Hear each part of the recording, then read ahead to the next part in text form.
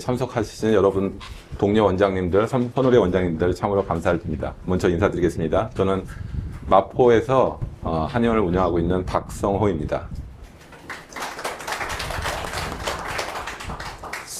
이와 같은 세미나는 저희가 작년 10월경에 K재사행의학연구회라는 단체를 만들고 또 여러 의사 선생님, 한의사 선생님 함께 임상을 고민하면서 만든 결과로 지난 8개월간의 임상 연구를 통해서 프리모 테라피의 연구 결과를 실증을 하였고 이제 처음으로 한의사 여러분들께 공개를 하는 자리입니다.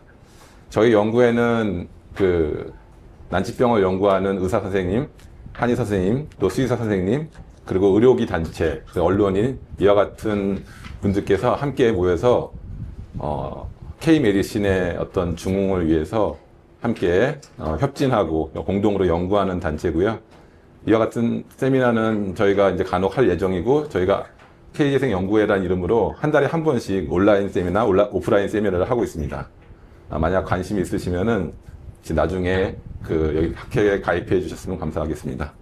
먼저 김성철 교수님 이제 강의 시간을 마련하게 됐는데요. 간단히 양력을 소개시켜 드리면은 원광대학교 한의과대학교 친구과 이제 교수님이시고 지금 원광대 한의과대학 학장을 맡고 계시고요. 전북 희귀 난치질환 학회장으로 지금 계시고요. 양력이 너무 많아가지고 어떠한 것을 읽어야 될지 모를 정도로 다양하게 정말 전문적으로 활동하고 계십니다.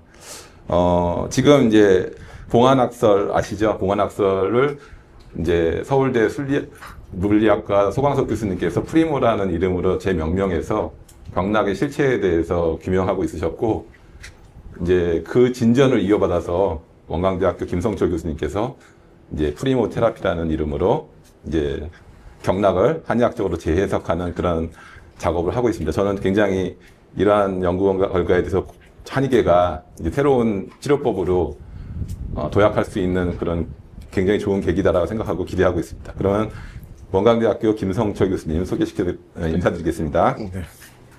안녕하십니까. 이게 강의를 하게 돼서 대단히 저한테는 영광입니다. 네.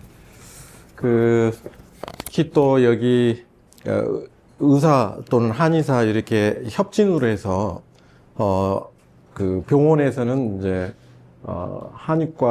한방병원에서는 또 의과에 이제 과목을 개설할 수가 있고, 또 양방병원에서는 또 한의과를 개설할 수가 있게 돼서 그런 이런 학회들이 의사 한의사가 만나서 이렇게 연구들을 이렇게 난치병을 극복하고자 연구들을 하는 그런 좋은 어떤 결과물이 아닌가 그런 생각을 갖고요.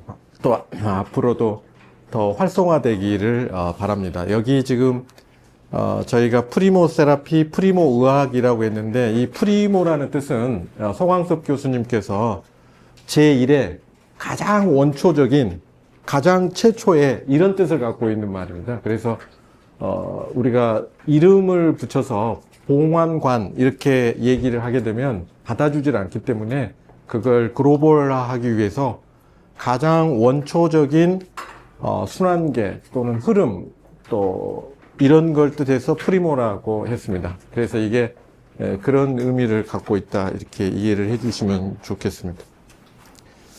지금 여기 보면 이 시작은 지금 김봉환 교수기도 하고요. 평양의과대학 교수죠. 원래 서울대 의대 출신이고 서울 분인데 6.25라고 하는 좀 안타까운 히스토리가 있었습니다. 그러니까 여기 서울에 있다가 이제 공산당이 들어오면서 이게 착출이 돼가지고 인민군에 가장 수술을 많이 한 수술 영웅을 받고 평양의과대학 교수를 하신 분이고요.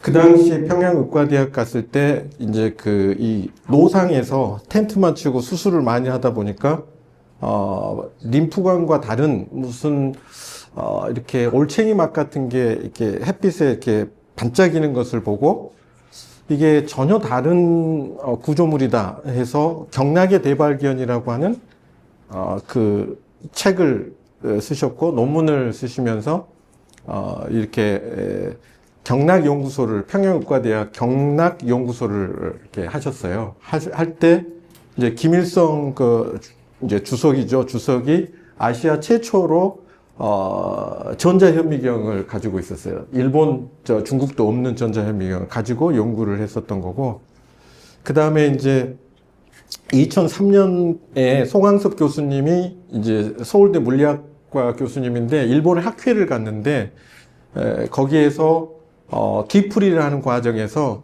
일본의 노 학자가 그 북한의 김봉환 교수를 한번 그 경락을 발견했다고 해서 북한을 들어갔어, 내가. 그래서 1961년에서 1965년 사이에 북한을 들어가서 만나고 거기에서 뭘 받았냐면 봉황관을 염색할 수 있는 염색약을 받아왔어. 혹시 필요하면 가져가서 쓸래? 이렇게 한 거예요. 그래서 그러면 있으면 달라 해서 냉동실에 보관됐던 염색약을 가져다가 서울대 물리학과의 한의학 물리연구실을 만들어서 연구를 하기 시작하고 그러면서 이제 대한한의사협회에서 연구비들을 지원받고 그 후에는 삼성 연구비를 또 지원받아서 이 제1차 프리모 순환계를 2010년에 이렇게 만들고 150편의 논문들을 쓰고 그 다음에 책도 펴냈습니다. 굉장히 비쌀 겁니다. 네이버에서 더 프리모 바스큘라 시스템이라고 치시면 책이 뜨는데요. 그 책이 거의 한 50만 원에서 70만 원 정도 됩니다. 이 얇은 책이. 그 쓰신 책이고요. 그 다음에 이제 같이 공동 협력 연구를 제가 송광섭 교수님하고 하시면서 몸이 좀 안 좋아지시니까 서울대 융합기술원의 나노 프리모 연구소를 만들어서 활동하셨다가 그걸 정리하시고 저한테 이제 모든 기기를 물려주셔서 그 위상차 현미경을 비롯한 그걸 원광대 한의대 세팅하고 그 연구원들하고 같이 연구를 해서 저도 이제 많이 늘었습니다. 21편의 논문을 발표를 했습니다. 하고 계속 그 연구를 하고 있습니다. 그래서 이제 이 여러 저널들 중에 특징적인 게 이제 커버 스토리로 이렇게 해부학 책에 프리모 순환계가 이렇게 소개가 됐었던 그런 것이 있고요. 그 다음에 저희가 온강대 한의과대학에 있는 지금 프리모 연구실입니다. 여기 보면 소강섭 이렇게 딱 돼 있잖아요. 정부 관리 책임자 유산들을 전부 다 가지고 연구를 하고 있습니다. 이어받아서. 그러면 이제 프리모라고 하는 뱃셀은 무엇인가? 사실은 한의학은 이렇게 규정을 하고 있습니다. 경락은 영혈과 위기가 영혈은 경맥을 흐르고 위기는 락맥을 흐르면서 인체를 보호하는 생명의 근간이다. 이게 정의인데 프리모 연구를 계속 하다 보니까 프리모 순환계에 가장 많이 있는 셀이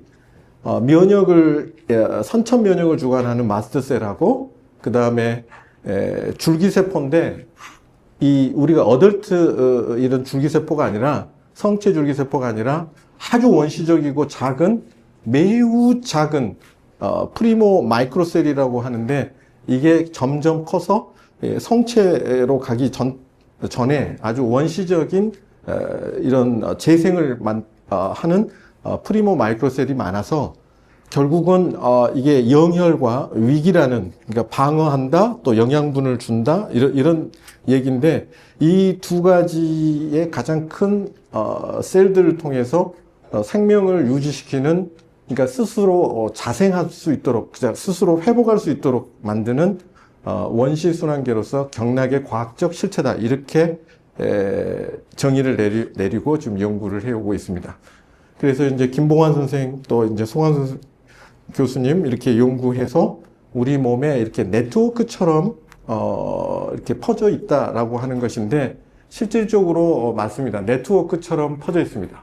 예를 들면 횡격막을 보면 횡격막에 네트워크처럼 퍼져 있고 근막에도 아주 네트워크처럼 퍼져 있습니다. 또 하나는 림프관이 있으면 림프 안에도 있고 림프 바깥쪽에도 있고 그다음에 혈관이 있으면 혈관 안쪽에 붙어 있기도 하고 마치 뭐 콜레스테롤이 붙어 있는 것처럼 죽상동맥과처럼 붙어 있기도 하고 바깥쪽에 붙어 있기도 하고 그렇게 해서 우리 몸에 굉장히 많이 마치 혈관계, 림프계, 신경계처럼 그것보다 더 많이 분포하고 있다 이렇게 보여집니다. 연구를 하면 할수록 이것은 이제 김봉환 박사님께서 이런 그 경락을 이렇게 찍었던 1960년에 발견하고 찍었던 거고요. 그리고 저희들 동의보감에서도 불신불립이라는 말이 나옵니다. 그러니까 믿지 못하면 그 학설이 서지 못하고 유신존립이라 그러니까 그걸 받아들이고 믿을 수 있어야 그 학문으로서 존립한다 이렇게 되어 있습니다. 그래서 반드시 형태를 가져야만이 이렇게 능히 형태를 가져야만이 이게 설 수가 있다 이런 얘기를 하고 있죠. 그러니까 결국 우리가 수태형 폐경에 나타나는 선천성 태선이라고 얘기하는 이 경락 피부병을 보면 여기 수태형 폐경이 있는 자리로부터 여기 계속해서 여기까지 이렇게 여름철이면 그러니까 제 환자입니다. 이렇게 13살짜리 여자아이인데 여름철이면 이렇게 나타났다가 찬바람이 불고 온도가 떨어지면 다시 없어집니다. 그 다음 해 여름철에 또 나타나기 시작하는 그렇게 해서 수태형 폐경하고 수양명 대장경 사이를 왔다 갔다 하는데 주로 수태형 폐경에 굉장히 가려움증하고 이런 형태의 이 색깔도 변하는 그런 피부병이 보이는 것이죠. 근데 뭐 치료 방법은 없는 이제 피부병이어서 이런 것들이 이제 경락이 존재하고는 있다. 어떤 네트워크가 분명히 있는 것 같다. 이런 생각을 갖게 되고 그리고 프리모 경락계는 이제 이렇게 우리 이 경락 그 침구학 책에도 이게 침을 놓는 그 자극을 주는 포인트가 있습니다. 이제 그래서 윗부터 아래 그리고 중간층 그리고 더 아래 이렇게 해서 첨부, 인부, 지부를 자극하는 걸로 되어 있는데 그 부위가 대부분 프리모 순환계가 많이 분포하고 있고 이것은 이제 서울대 수의과대학의 박사과정에 있는 학생과 그리고 그 수의과대학 전 학장님을 하셨던 교수님이 이제 논문을 쓰신 것인데 이렇게 들어 있습니다. 빈 공간 같이 보이는 곳에 굉장히 많이 들어 있는데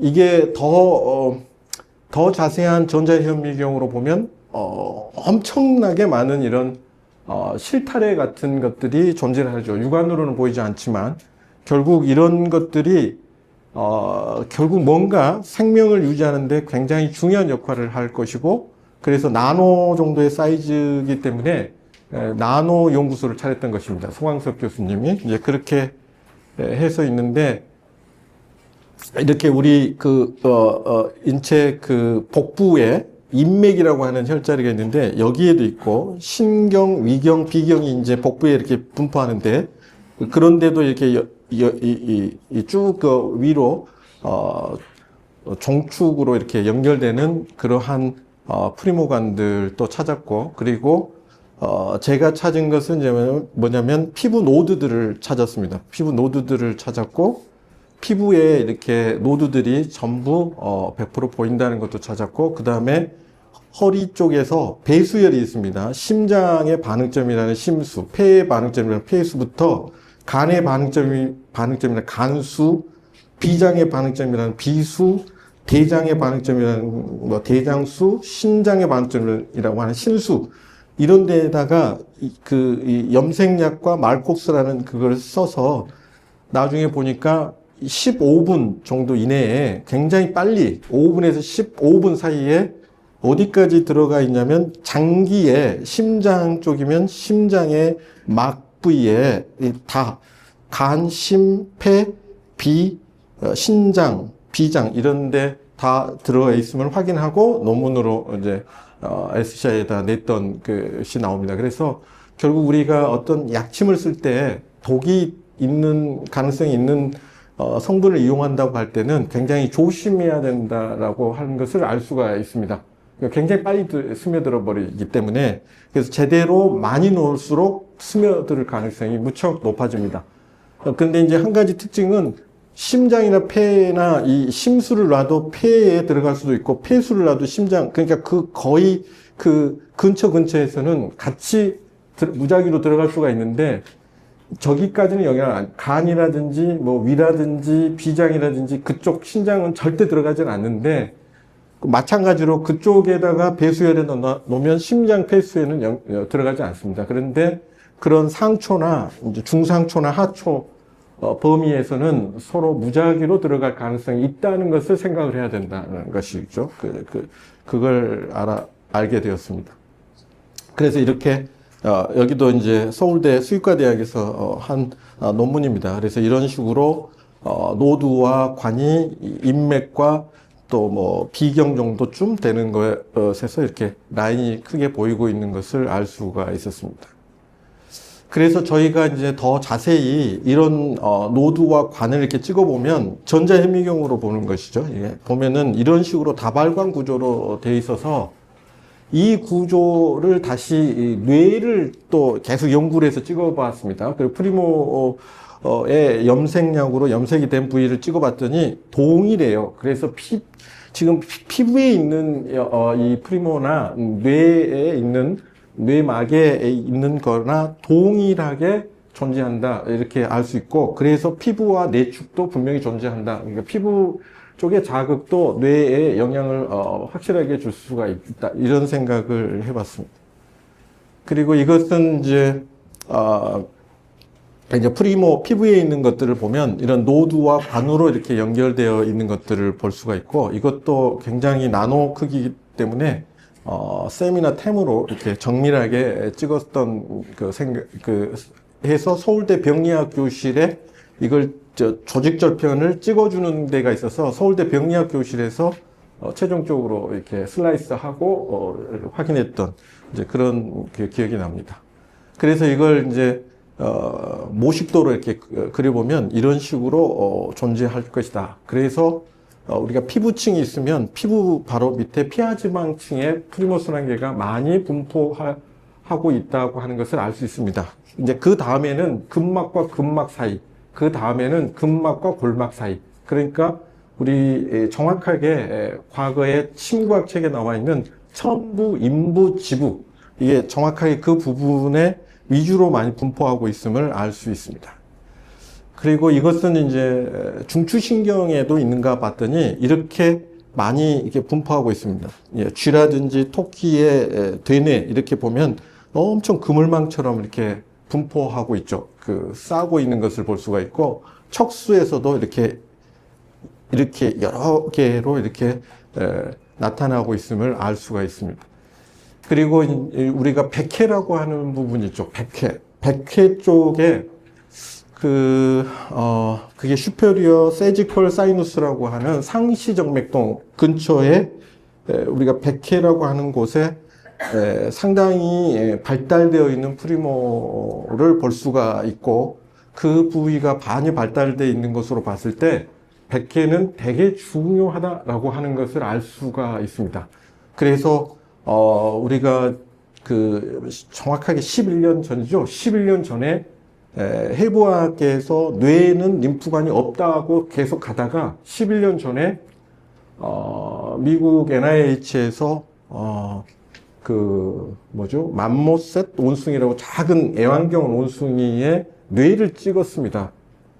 그랬더니 수천만 개의 림프가 두개골 저면에서 기저부에서 발을 내서 뇌척수에 발을 담그고 있는 형상을 찍어내면서 완전히 뒤집혔습니다. 그러니까 해부학자들은 두개골을 쪼개가지고 뜯어내죠. 뜯어내고 뇌를 보니까 림프가 없네. 뇌는 맞습니다. 그런데 이걸 같이 결합시켰더니 림프가 엄청나게 많이 발을 뻗고 있는 것이죠. 그러면 그 림프가 무슨 역할을 하느냐? 그러니까 그렇게 해서 기능 연구가 최근에 많이 되고 있고 네이처에 계속해서 논문이 나오고 있습니다. 그래서 하는 역할은 뭐냐면 뇌 같은 경우는 노폐물을 빼는 역할을 하죠. 그래서 근림프계라고 해서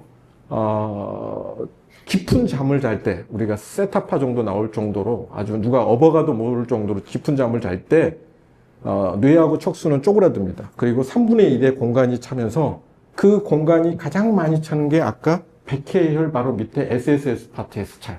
마치 민물과 썰물이 왔다 갔다 하는 것처럼 물이 쫙 이게 차오르면서 그리고 이제 뇌는 쪼그라들고 척수도 쪼그라들면서 그 사이에 있는 노폐물들을 밖으로 빼내는 역할을 합니다. 바로 뇌 청소를 하는 거죠. 그래서 빼내면 그 찌꺼기들이 이제 뇌 척수에게서 이제 녹아 나오는 거죠. 그걸 빼는 역할을 림프가, 근림프계, 수천만 개의 그 포도 이렇게 달려있는 것처럼 발을 뻗어서 쭉 뽑아내는 것이죠. 뽑아내면 이게 위부터 아래까지 4개의 관로가 있습니다. 하수도 같은 관들이 있는데, 놀랍게도 최근에 나온 네이처에 나온 논문이 그걸 본 거죠. 아무리 늙은 뇌라 하더라도 위에 있는 림프관은 동맥경화처럼 림프 경화가 돼 있고 스크래치가 돼 있고 좁아져 있고 그래서 잘 못 빼내는데 1번, 2번, 3번 순서대로는 못 빼내는데 다 노화가 많이 돼 있는데 일부는 많이 죽기도 하고 림프관 숫자도 줄어드는데 마지막 4번째 가장 마지막에 있는 비인두 림프계만은 아무리 늙은 쥐라도 정상적인 직경을 갖고 있다. 이놈이 맨이구나 하는 것을 알게 됐고 그쪽으로 해서 이렇게 노폐물을 주로 빼는구나. 그렇게 해서 어디로 빼냐면 경부신부 림프절로 빼고 그 경부신부 림프절은 우리가 그 정화조 역할을 해요. 정화조. 그래서 노폐물이 있으면 이렇게 가둬두는 역할을 하고 여기는 어떤 그 운동이라든지 자극에 의해서 스퀴즈 쥐어짜가지고 다시 쇄골화 정맥으로 해서 소변으로 나가는 게 주요 통로입니다. 물론 땀이라든지 뭐 이렇게 호흡으로 일부 나가겠지만 거의 소변으로 그렇게 해서 뇌 청소가 이루어지고 이게 이루어져야만이 치매가 안 걸려요. 파킨슨이 안 오는 거고 루게릭이 안 오는 거고 손의 위축증이 안 옵니다. 이게 4대 퇴행성 뇌질환이고 여기에 이제 하나를 더 첨가한다면 헌팅턴 무도병까지가 퇴행성 뇌질환으로 5개로 보고 있고 어떤 데는 4개로 보고 있는데 이제 이런 문제가 여기가 지금 제대로 지금 역할을 못할 때 그래서 그분들이 걸리는 평균 연령이 61세잖아요. 61세 환갑을 넘은 나이에 평균적으로 그런 퇴행성 뇌질환에 걸리게 되고 시작이 되고 있다는 것을 알 수가 있습니다. 그래서 이제 뇌 쪽을 봤더니 이 뇌실을 타고 이렇게 림프관이 존재하고 있는 것을 알 수 있습니다. 제4뇌실, 제3뇌실 뭐 이런 쪽으로 해서도 림프관이 가 있고 그래서 이것을 저희 연구원들이 이렇게 봤더니 아까 피부에서 봤던 것과 비슷한 모양새가 보이지 않습니까? 다발관 구조로. 그래서 거의 비슷하구나. 그리고 여기 지금 마스트셀을 염색해 보니까 엄청나게 많아요. 그러니까 이 면역세포가, 그러니까 마스트셀이 선천 면역인데 뭔가 세균, 박테리아, 바이러스 혹은 상처를 입게 되면 이놈이 종을 울립니다. 종을 울려. 선천 면역이 하는 역할을 여기 문제 있어. 야, 문제 있다. 이렇게 하면은 이제 후천 면역 세포들이 마구 오게, 사이토카인, 뭐 마크로파지, 마구 달라붙어서 오게 되는, 신호를 먼저 보내주는 역할을 해요. 종소리를 울리는 게 마스트셀의 역할입니다. 물론 뭐 히스타민 분비 많이 해서 가려움증도 유발하고 뭐 그런 불편사항도 있지만, 일단은 문제 생겼어 라고 하는 것을 알려주는 역할을 하기 때문에 마스트셀은 상당히 중요한 우리 몸을 지키는, 그러니까 급성염증기에 나타나는 마스트셀 역할은 매우 중요한 역할입니다. 그러니까 좋은 염증입니다. 사실은. 예. 근데 만성염증이 문제죠. 항상. 예. 그거는 나쁜 염증이고, 예. 그렇게 되고요. 여기는 이제 뇌를 떼가지고, 뇌를 떼가지고 이렇게 기저부를 봤더니 자세히 보시면 염색약의 파랗게 해서 라인으로 되어 있는 프리모관을 볼 수가 있습니다.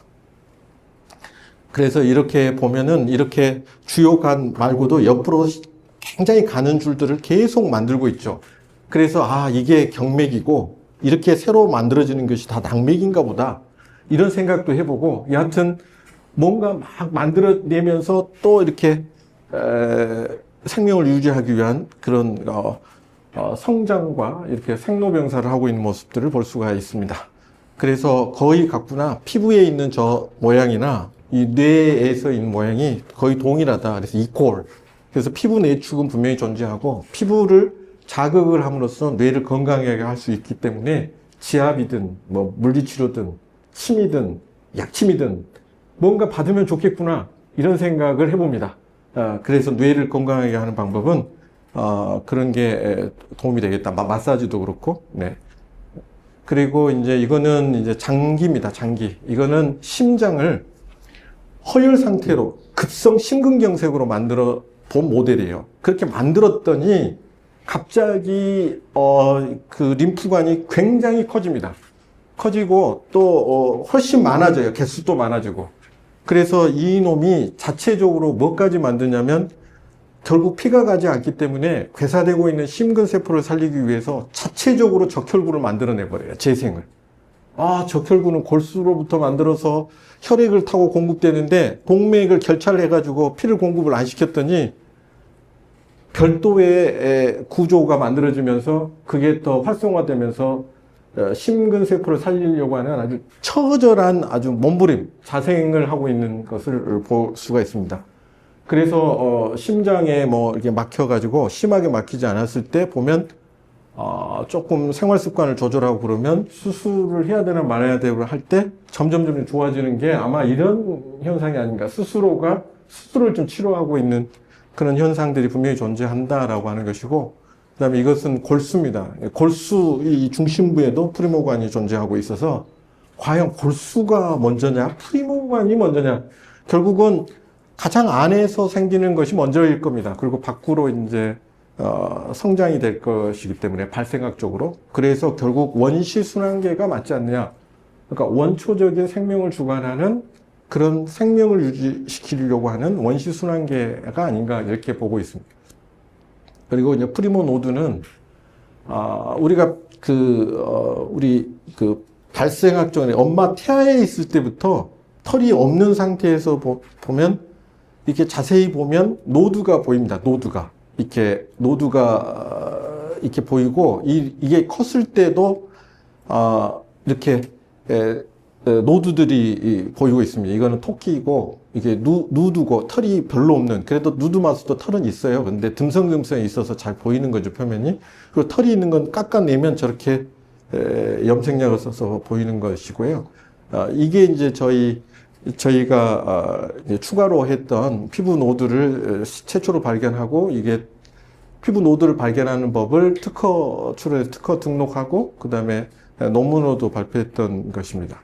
그래서 이런 식으로 노드들이 좀 보이고 있고, 그래서 이것을 이렇게 보였다는 김봉환 선생의 책의 노드라고 저희는 이제 보고 있는 것이죠. 그리고 이런 그 누드 마우스도 이렇게 노드들이 육안으로도 보이는데 자세히 보면 이렇게 솟아있는 노드들을 볼 수가 있습니다. 그래서 이런 노드들은 쥐, 마우스, 래트, 누드 마우스, 그 다음에 래빗, 토끼, 그 다음에 돼지, 그 다음에 개까지 저희가 확인했습니다. 다만 잘 안 보이는 건 뭐냐면 피부가 변색된 늙은 동물들은 피부 자체가 굉장히 스크래치도 많고 탈수도 돼가지고 건조하고 뭐 여러 가지 염증 상태도 있고 그래서 잘 보이지 않습니다. 그래서 가장 활성화되어 있는 젊은 나이의 상태의 이 동물들에서 잘 보인다, 이렇게 볼 수가 있겠습니다. 이건 토끼고, 그리고 이것을 이 구조물을 한번 3차원 CT로 찍어보고 싶어서 이것도 어디서 찍었냐면 여기는 서울대 치과병원에서 이렇게 돈을 받고 찍어주는 게 있어서 이건 서울대 치과병원의 3차원 CT로 이 전체 조직 구조를 한번 찍어봤습니다. 그리고 나서 저희가 그 노드를 떼가지고 도대체 여기에 뭐가 많이 들어있느냐, 이제 그걸 한번 보고 싶었던 거예요. 노드는 일반 피부보다 뭐가 더 많이 들어있냐 이렇게 봤더니 S가 가장 많이 들어있는 거예요. S가 굉장히 많이 들어있습니다. 그러니까 썰파가. 물론 피부의 18%가 썰파로 돼 있죠. 그런데 놀랍게도 더 많이 들어있어요. 피부 노드에. 그래서 이제 침을 놔본 겁니다. 이제 침을 놔가지고 이 유황이 더 활성화되는가 봤더니 더 활성화가 됩니다. 1.5배에서 2.5배로 그 노드에다가.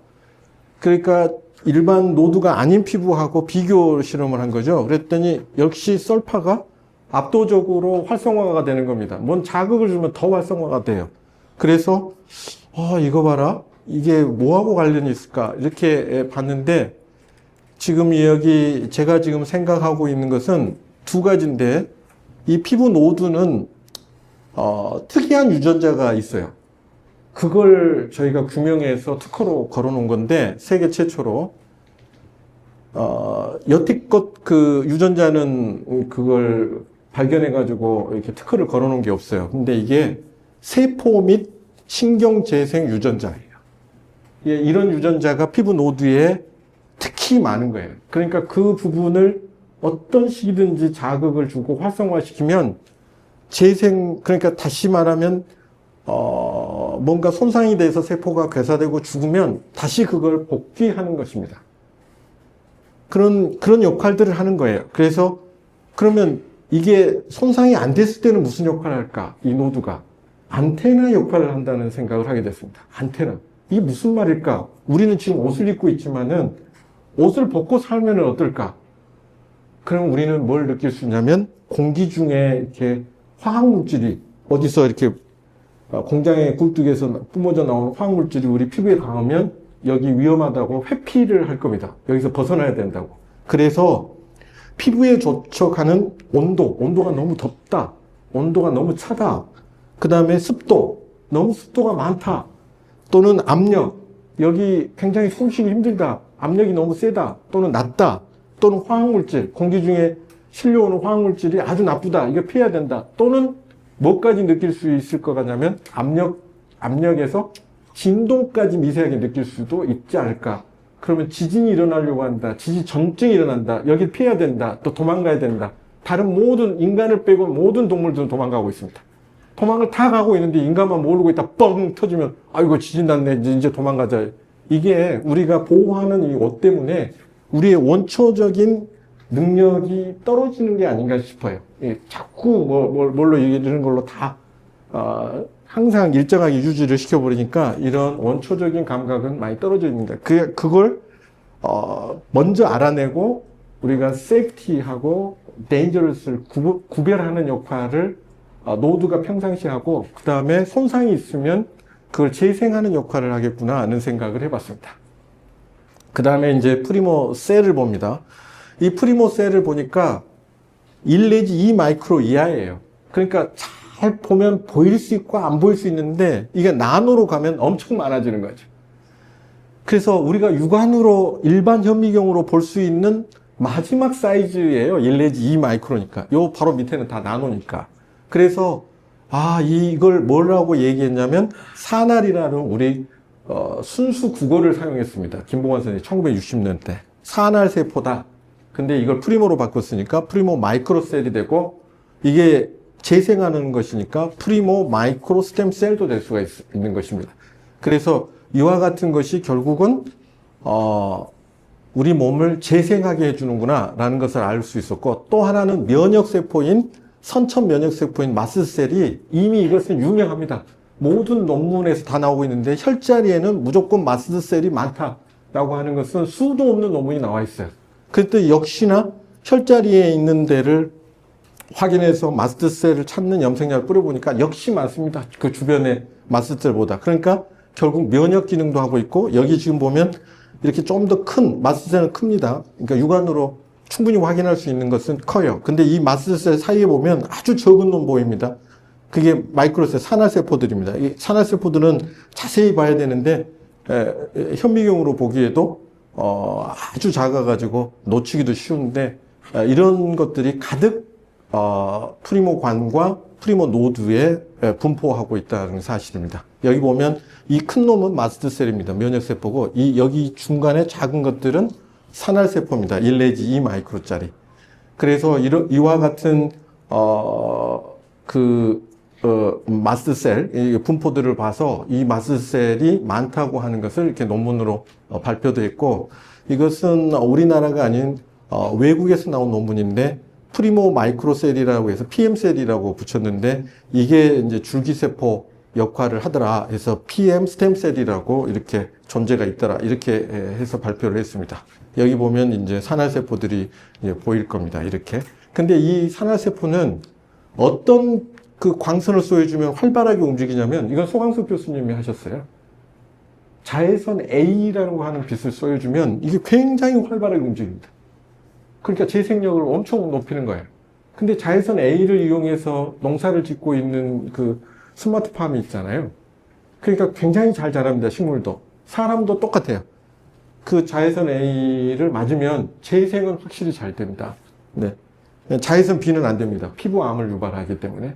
그래서 여기는 자외선 A의 빛을 쏘였을 때 말하는 거고, 이 논문은 국립암센터, 저는 계속 주장하는 게 국립희귀난치질환센터 만들어 달라 얘기를 하고 있습니다. 왜냐하면 국립암센터가 있기 때문에 아주 작은 효과가 있다 하더라도 보험의 적용을 받습니다. 그러니까 암 전문 병원이 뭘 해줘도 다 비급여로 받거나 이렇게 돈을 받을 수 있는데, 희귀난치질환에 대한 연구가 없습니다. 거의 없기 때문에 보험공단에서 해주고 싶은 근거가 없어요. 그래서 로컬에서 희귀난치 전문 무슨 요양병원이든 전문 병원을 할 수가 없습니다. 돈을 받을 수가 없어요. 다 연구용이기 때문에. 그래서 여기가 지금 국립암센터장이었던 지금 이분이 유명하신 분인데 곰병세 박사죠. 곰병세 박사가 서울대 약대 출신이죠. 이분 굉장히 유명하신 분인데, 이분이 이 연구를 했어요. 해가지고 여기 굉장히 절친이시고요. 소광석 교수님하고. 그래서 보니까 이게 산화세포가 결국은 브레인 인저리, 그러니까 뇌 손상이 돼 있던 걸 회복시키는데 신경 회복시키는 역할을 하더라. 그리고 또 하나는 여기 지금 보면 그 조직을 허혈을 만들면 조직세포는 죽는데, 조직세포가 완전히 깨지는데 놀랍게도 다른 데서 받아가지고 생기는 그 재생되는 게 아니라 자체적으로 이 중에 한두 개가 다시 조직을 만들어가지고 이놈을 만들어낸다, 백혈구를 만들어낸다라고 하는 논문입니다. 그래서 우리가 말하는 이런 재생과는 좀 다른 형태다. 그리고 여기에는 히알루로닉 액시드가 풍부한 조직으로 이 관이라든지 노드가 만들어져 있다. 이런 것들을 이제 연구에서 발표하신 거예요.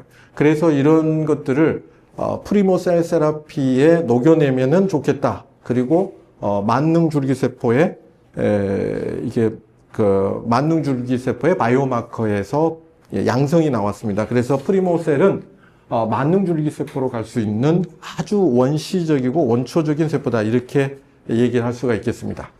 그러면 이제 프리모 바스큘러 시스템이라는 관구조물은 어떤 역할을 하냐면, 프리모셀을 딜리버리도 하지만 역으로 암세포를 딜리버리 할 수도 있고, 하여튼 이게 지금 뭔가 배달을 할 수 있는, 우리가 생각하는 것과 정반대로 배달할 수 있지 않을까, 이런 생각을 해봅니다. 무슨 말이냐면, 림프관이 이렇게 있다 그러면 뇌에서 림프의 액은 위에서부터 아래로 중력으로 이렇게 떨어질 텐데, 우리가 역으로 어떤 유체 압력을 이용해서 주사로 해서 쭉 넣으면 반대로 올라갈 수도 있지 않을까? 왜 그러냐면, 이것은 림프관이나 정맥처럼 역류를 방지하는 판막 같은 막이 없어요. 그러면 그냥 올라갈 수도 있지 않을까? 우리가 원하는 방향으로 이런 생각들을 해봤습니다. 그래서 이제 여기 요 이니셜은 이제 제 이름인데, 요 네 편이 뇌 촉수에 연결되어 있는 족삼류로부터 뇌까지 가는 프리모관에 대한 연구인데, 이걸 통하게 되면 판막이 없기 때문에 그대로 갈 수 있지 않을까? 그런 생각을 했는데, 이게 구조가 상당히 독특합니다. 프리모관은 구조가 어떻게 독특하냐면, 외기공이라고 해서 관내에 구멍이 뚫려 있습니다. 구멍, 여기 점. 이게 구멍입니다. 구멍. 그래서 이렇게 단면도를 보면 구멍이 나 있어요. 그리고 그 안에 이게 다발성 구조가 이렇게 있고, 다공 형태로 돼서 구멍이 다 뻥뻥뻥 뚫려 있기 때문에 작으면 작을수록 들어가서 올라갈 수 있겠다라고 하는 생각을 가질 수밖에 없어요. 그래서 이게 지금 아주 외형적으로 특징적인 것입니다. 그래서 굉장히 밖과 안을 들락날락 상호 교환하기가 매우 쉽게 되어 있는 것이 프리모관입니다. 이게 아주 다른 거예요. 그러니까 약침을 이렇게 놓으면 프리모관에다 정확하게 놓으면 좋겠지만 그럴 방법이 없어서 그냥 그 근처만 뿌려도 이 속으로 들어갈 수 있다라고 하는 것입니다. 그리고 뿌리고 난 다음에가 중요해요. 위로 올리고 싶으면 위쪽으로 손을 대서 꽉 눌러버리면 돼요. 아래로 내리고 싶으면 아래로, 좌측으로 보내고 싶으면 좌측으로 누르면 돼요. 이렇게. 한참 누르면서 좀 있으면 돼요. 한 30초라도. 그러면 그 유체 압력으로 상당히 좀 멀리 갈 수가 있어요. 실제로 해보니까 멀리 가요. 그리고 이렇게 들어가요. 그래서 놓고 난 다음에 액팅이 상당히 중요한 걸 갖고 있어요. 여기를 이용할 때는. 그래서 놓은 다음에 그 다음에 어느 방향으로 돌릴 것인가? 여기는 액이 반대로 역류하지 못하도록 판막이 다 돼 있습니다. 림프관하고 정맥이. 근데 이 사이로 이렇게 사이로 이상한 관이 가고 있었는데 이게 바로 프리모관입니다. 그러나 다 이렇게 가는 건 아닙니다. 중심부로. 어떻게 가는 게 제일 많냐면 여기에 붙어갖고 숨어가지고 이렇게 붙어가지고 이렇게 해가지고 여기다 붙어가지고 가는 놈이 많아요. 그게 가장 많아. 그러니까 이게 계속 안 보이네? 붙어 있으니까. 근데 벽에 붙어 있는 거예요. 사실은 이렇게 보이는 것은 여기에 붙어 있는 황산 해파랑이 뜯긴 거예요. 막 흔들어 버려가지고 사실은 약간 병적인 상태야. 그래야 이렇게 가운데로 가는 형태예요. 다 벽에 붙어 있어요. 벽에. 그래서 벽에 이런 작은 관들이 이렇게 붙어 있고 그놈들이 그 근처만, 혈관 벽 근처만 또는 림프관 벽 근처만 뿌려줘도 이 구멍을 통해서 들어가서 이 위로 올라가 버린다고. 이렇게 꾹꾹 눌러주면 올라가 버린다고. 이렇게 내가 보내고 싶은 병소 방향으로 충분히 컨트롤할 수가 있게 만들어진 멀티홀을 갖고 있습니다. 멀티홀. 정말 많은 구멍을 갖고 있다. 그래서 여기 지금 가운데 여기 림프노드, 여기 서해부가 제일 크거든요. 림프노드가. 그래서 연구하기가 좋아서 여기 살짝 열고 여기 림프노드에다가 뿌려준 다음에 이제 시간이 지났어요. 여기는 메이어 패치라고 하는 왼쪽 편에만 림프가 몰려 있어요. 인간도. 여기가 몰려 있어요. 그래서 왼쪽 편이 상당히 중요해요. 림프 순환에는. 오른쪽은 없는데 요놈만 있는 거예요. 그래서 이제 여기다 넣어서 이렇게 보면은 시간이 지나면 림프관 안에 있는 염색약은 다 워싱이 돼 버려요. 한쪽 방향으로 그래도 계속 흘러가니까 뭐 중력이 됐든 뭐가 됐든 다 씻겨 내려가서 없어요. 없어. 1시간 후에 보면은 없는데 그 림프관 안에 있는 염색약은 다 없어졌고 청소가 됐고 프리모관으로 들어간 놈은 안 없어져요. 그래서 보이는 거예요. 그래서 프리모관에만 들어가 있는 놈이 별도로 보인다. 그 다음에 이것은 지금 아까 그 배수에다가 놓은 것이고요. 이게 뿌렸는데 나중에 이렇게 그 간부터 심장 모든 장기에 다 들어가더라는 것과 그 다음에 여기는 등에 있는 놈이에요. 여기다 뿌렸는데 이쪽까지 들어가서 노드에 이렇게 염색되는 것도 한번 찾았습니다. 그래서 만성 장기 손상도 배수혈을 이용하는 게 될 수 있다라고 하는 거예요. 계속해서 거기 놓으면 될 수 있다. 충분히 가능성을 갖고 있다라고 하는 것이고, 그럴 때 어떤 걸 써야 되는가, 이제 이런 것이 이제 매우 중요한 거죠. 그래서 여기서 유황 이제 약침 이제 나오는데, 이게 사실은 천연물에서 얻을 수 있는 천연 항생제예요. 항생제. 그러니까 예를 들면 치질이 있다고 하더라도 치질 주변에 세균 감염이 많아요. 그리고 살짝 미세한 상처들이 있고 그러기 때문에 커져요. 치질이 더 커져. 그냥 단순한 정맥류라고 생각하시면 안 돼. 거기에 천연 항생제 물질을 쓰면 세균이 죽고 환경이 좋아지기 때문에 부기가 가라앉는다. 부기가. 그래서 충분히 뭐 암이 됐던, 암이 생겨도 2차적으로 세균이 또 이렇게 붙고 이렇게 해가지고 그 더 부종이 더 커져, 사이즈가 더 커지는데 이걸 쓰면은 이게 또 가라앉을 가능성을 무척 갖고 있어요. 그래서 천연 항생제로서 가장 뭐랄까요, 부작용이 덜한 물질이 유황이 아닌가 그렇게 생각을 하고 있어요. 그리고 이것은 면역 결핍 누드 마우스를 해서 사람의 그 줄기세포를 투여했는데 거기에다가 트레이서 형광물질을 붙여서 시간당 그 척수를 의도적으로 경수 있는 데를 손상시킨 다음에 쭉 흉수를 손상시켰군요. 그렇게 한 다음에 추적 센서를 붙여가지고 찾아가는가 보는데 이놈들이 예를 들면 저쪽에서 손상이 되면 뭐 또 부르냐면 아까 면역세포도 부른다고 그랬죠. 근데 마스셀이 줄기세포도 불러요. 이게 무슨 말이냐면 초기에는 면역세포 불러요. 야, 여기 좀 청소 좀 해라. 그 다음에 또 부르는 것은 2차적으로 이 면역세포 불러서 야, 그 다음부터는 깨끗이 500개가 세포가 죽었으면 500개를 재생해가지고 딱 복구를 정확하게 해라.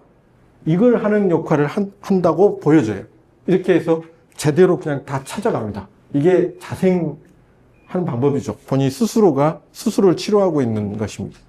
그래서 이것은 이제 족삼리에다 줄기세포를 넣고 이렇게 했더니 이 신경세포들이 이렇게 살아나는 것을 말하는 거고요. 여기는 자외선 A라고 하는 저 파장대를 했을 때 이게 뭐 식물뿐만 아니라 이렇게 사람한테도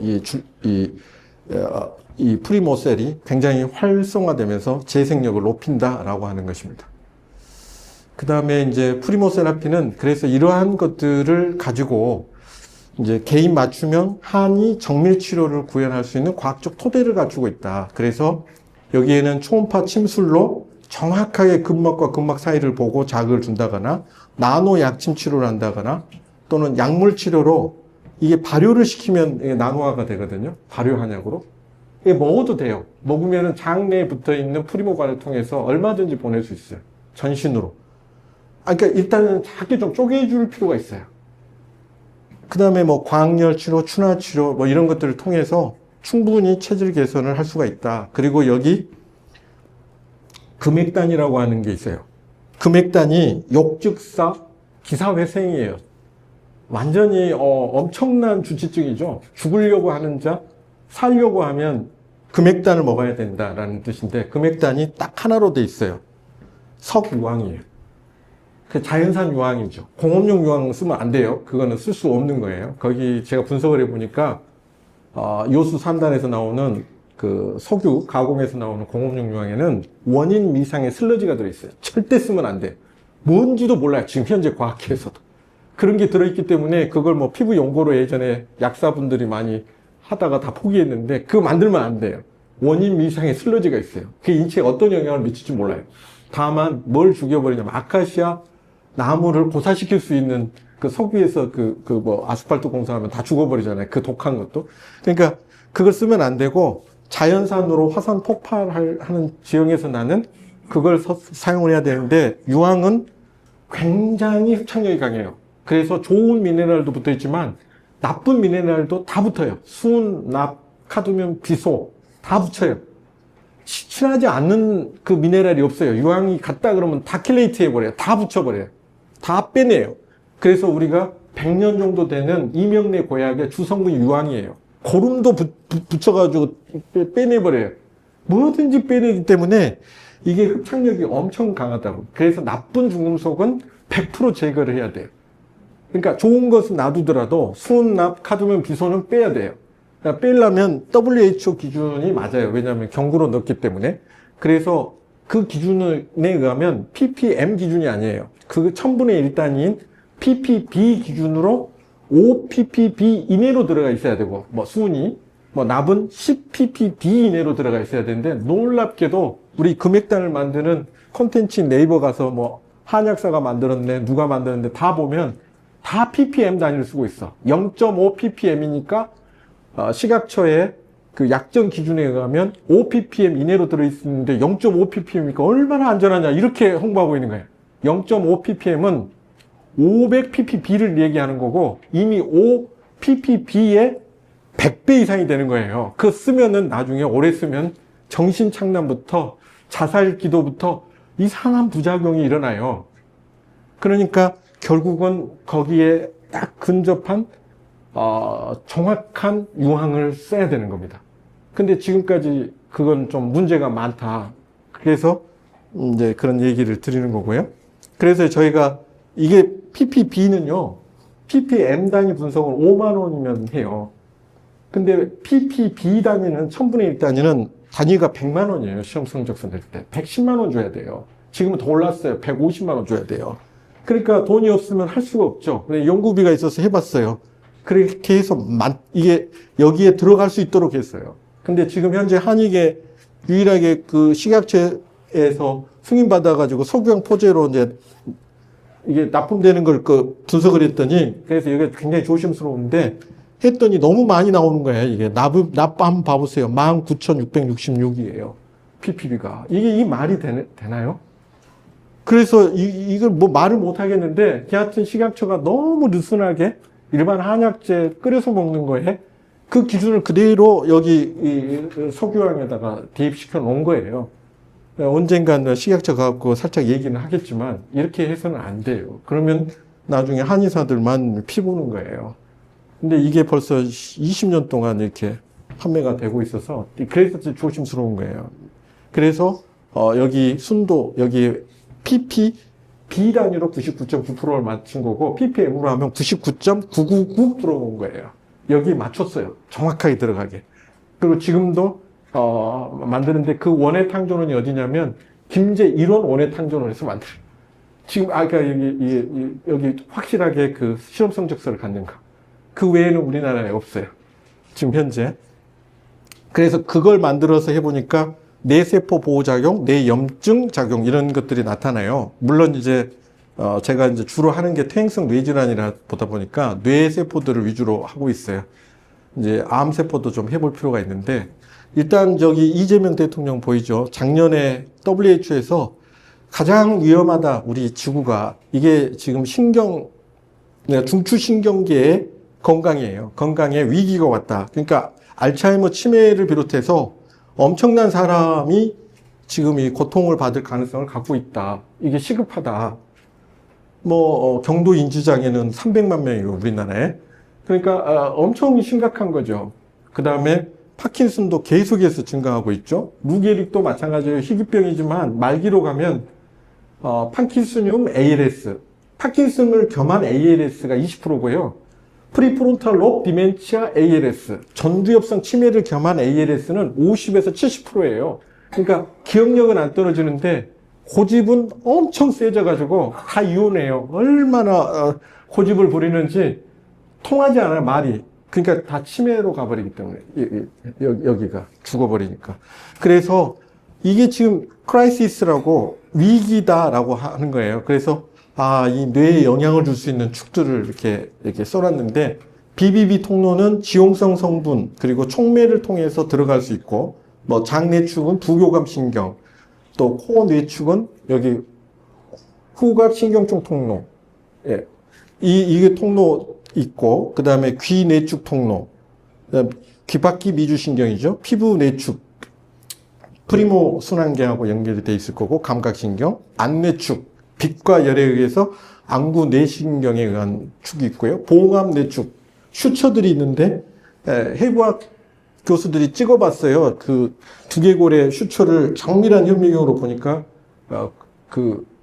뇌막까지 보여요. 뇌막까지. 그러니까 염색약 제가 오늘 강의한다고 염색을 하고 왔거든요. 천연 염색을. 염색약 나쁜 거 쓰면 그거 다 스며들어가지고 뇌막까지 다 오염시켜요. 분명해요, 그건.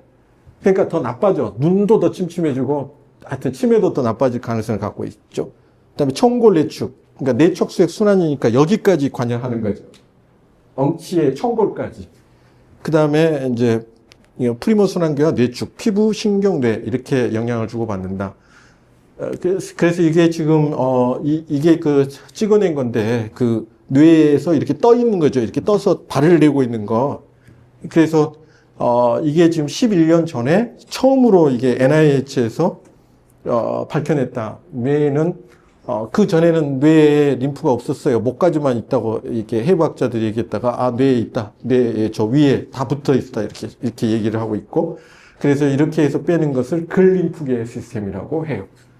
그래서 엄청나게 깊은 잠을 자야 돼요. 잠을 못 자는 거. 이게 굉장한 문제가 있어요. 노폐물 전혀 못 빼요. 왜냐하면 축소 현상이 안 일어나요. 뇌가 축소하면서 스퀴즈로 빼내는 현상이 안 일어나더라.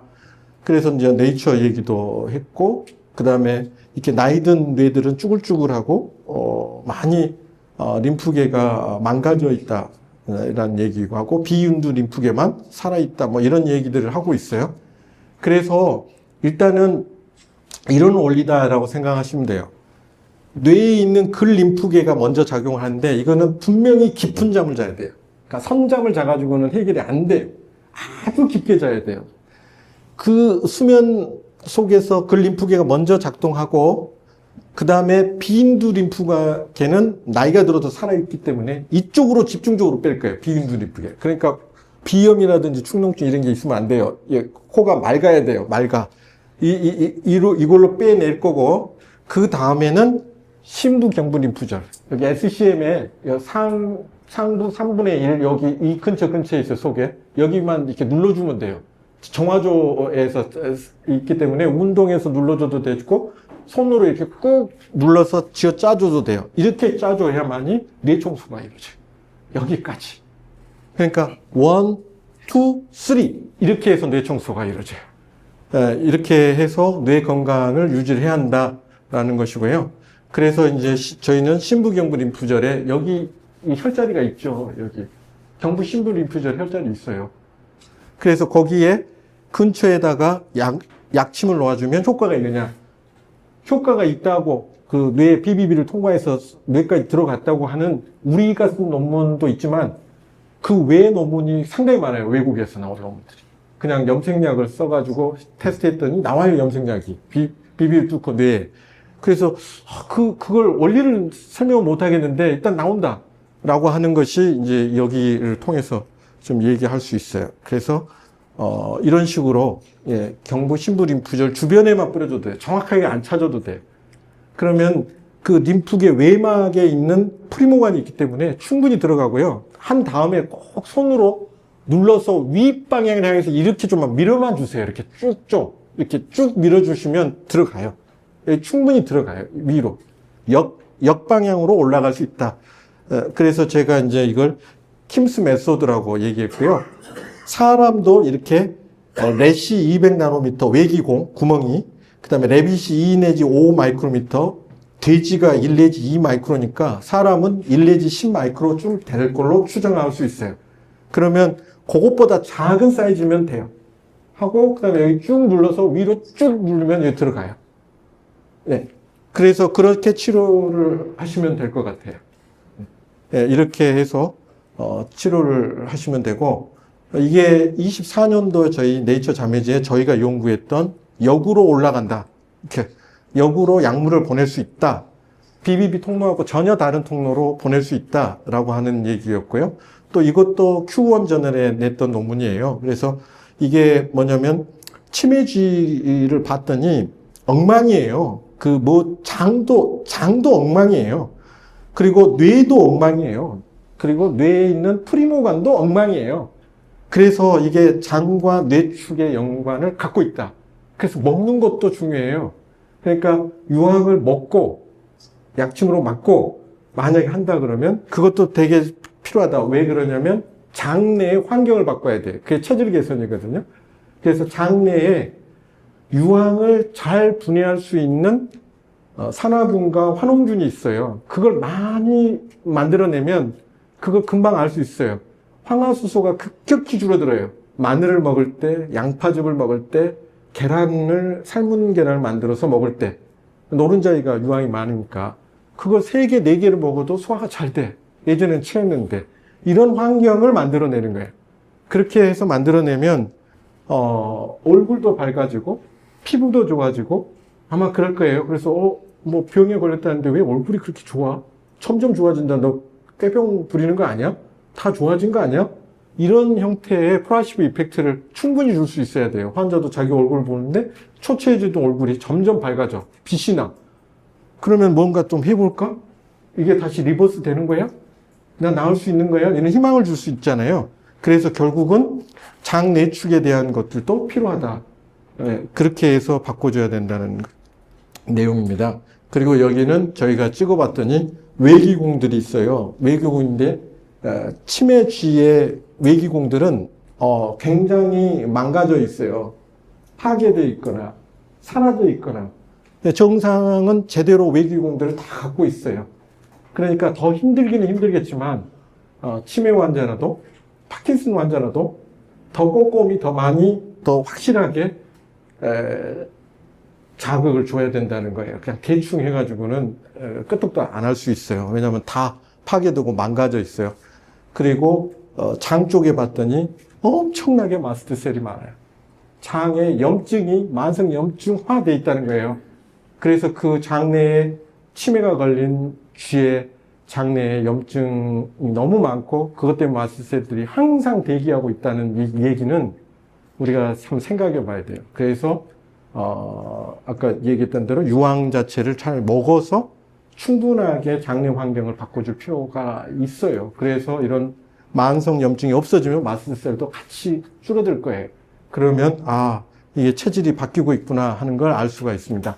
그래서 유황 이온 약침을 주셔서 제가 이제 셈으로 이렇게 분석을 해보니까 이렇게 구형으로 나왔고요. 이 유황도 가만 놔두면요, 지들끼리 붙어요. 그래서 8개 이상씩 서로 붙어. 그럼 사이즈가 커지잖아요. 그러니까 놀 때 좀 흔드세요. 흔들어. 물리적으로 좀 흔들면 원심 분리를 시키든지 아니면 그냥 손으로라도 좀 흔들면 이게 좀 붙어 있는 게 좀 떨어진다고.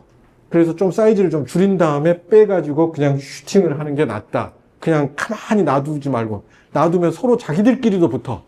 그러면 점점 사이즈가 커져.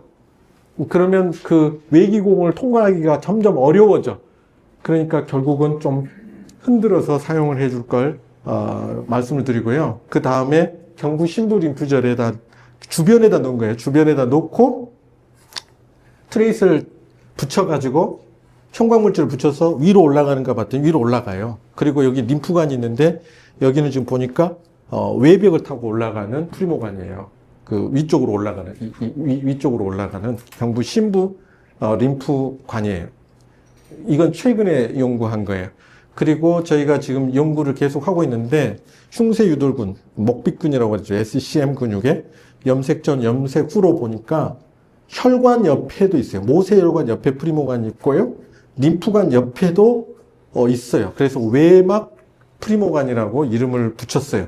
그래서 충분하다. 조금만 좀 신경을 더 쓰시면 된다. 그 프리모관 안에다 집어넣으면 더 땡큐겠지만 그럴 가능성은 적으니까 여기다 충분히 뿌리고 손으로 이렇게 쭉 눌러서 위로 쭉 밀어서 30초 동안 그대로 유지시켜 달라.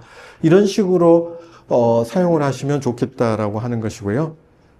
이것도 마찬가지예요. 이것도 신경이에요. 이번에 신경, 혈관 옆에도 있고 림프관 옆에도 있고 림프 안에도 있고 그 다음에 신경 옆에도 있어요. 신경 외막에도 있는 것. 이거 최근에 다 찍어낸 거예요. 그래서 우리가 장 내축을 설명할 때 일단 의과에서는 부교감 신경 라인을 타고 영향을 뭐 주는데 정확하게 잘 모르겠다는데 제가 봤을 때는 부교감 옆에 붙어 있어요. 부교감 옆에 프리모관이 붙어서 같이 올라간다고. 그러니까 프리모관이 장 내축에 상당한 중요한 역할을 할 수 있어요. 그래서 신경을 타고 가기 때문에 이제 최종적으로 이제 시간이 조금 오버했네요. 그러니까 이제 마지막입니다. 마지막에서 이렇게 유황 이온 약침은 프리모 순환계를 따라서 역행 이동하여 뇌 실질에 도달을 충분히 시킬 수 있다. 그래서 이와 같은 어떤 시스템을 통해 가지고 치료 효과를 낼 수가 있다. 이것이 앞으로 뇌질환에 특히 만성 퇴행성 뇌질환에 그리고 원인이 다종 요인으로 시작이 돼요. 복합 원인으로 시작이 돼요. 전부 퇴행성 뇌질환은 그래서 아밀로이드 베타 하나만 없앤다고 해서 해결될 상황이 아니에요. 지금까지 많은 임상 연구를 했지만 아밀로이드 베타를 없애는 연구, 그게 대표적인 게 8년 전에 화이자가 1조 5천억을 투자해서 150명의 뇌박사를 고용해가지고 약을 개발했잖아요. 그래서 3상 중간 평가에서 실패했다고 발표했어요. 아밀로이드 베타는 줄어들지만 계속 진행한다. 아밀로이드 베타의 출현은 초기에 출현하지 않아요. 치매의 중기 이후에 출현하죠. 그 다음에 타우는 말기에 출현해요. 하나의 원인 중에 하나일 수도 있고 결과물질 중에 하나일 수 있어요. 그런데 그 결과물질을 없앤다고 원인이 그대로 있는데 해결될 가능성은 없고요. 중기 이후 말기 정도에 출현하는 하나의 여러 원인 중에 하나를 없앤다고 해서 치료 효과는 엄청나게 강하게 나타나지 않아요. 미약하게 나타날 겁니다. 그래서 제가 감히 생각하건대 미국에서 최근에 항체 치료제로 아밀로이드 베타를 없애는 주사제 2천만 원짜리를 개발했잖아요. 아마 그것도 한계에 부딪힐 거예요. 왜냐하면 임상할 때 3명이 죽었어요. 뇌부종, 뇌출혈로. 그래서 우리나라는 미국 스타일을 너무 좋아하고 약간 하층기관이라 우리나라 식약처는 바로 승인을 해줬어요. 근데 유럽 식약처는 우리는 못 받아들였다. 우리 유럽 사람들 다 죽이겠다. 결국은 한계가 분명할 거예요. 그래서 이런 여러 원인에 의해서 생기는 것은 좀 더 다양한 접근 방법으로 치료를 하는 게 맞고, 거기에는 정말로 모든 원인들을 다 안다면 그 원인을 없애는 복합 물질의 어떤 약이 개발되지 않는 한 해결 방안이 없을 겁니다. 그래서 한번 여러 가지를 총동원해서 한번 노력을 해보시기를 바랍니다. 이상, 네, 오늘 강의를 마치겠습니다. 대단히 감사합니다.